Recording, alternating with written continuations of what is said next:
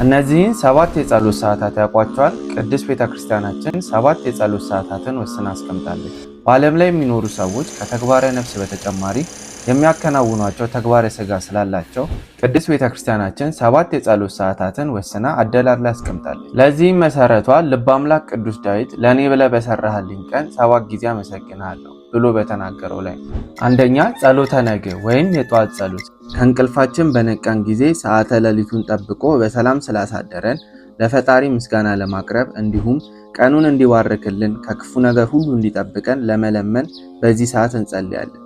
ሁለተኛ ጸሎተ ሰልስት ወይም 3 ሰዓት ጌታችንና መድኃኒታችን ኢየሱስ ክርስቶስ ስለ ሰው ልጆች ሲል በጲላጦስ አደባባይ ለፍርድ የቆመበት፣ እመቤታችን ቅድስት ድንግል ማርያም የቅዱስ ገብርኤልን ብስራት የሰማችበት፣ ለአባቶቻችን ለሐዋርያት መንፈስ ቅዱስ የወረደበት ነው።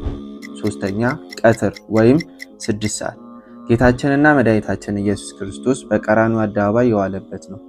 አራተኛ ተሰዓቱ ሰዓት ወይም 9 ሰዓት ጌታችንና መድኃኒታችን ኢየሱስ ክርስቶስ አዳምን ነፃ ለማውጣት በፈቃዱ ቅዱስ ሥጋውን ከቅድስት ነፍሱ የለየበት ሰዓት ነው።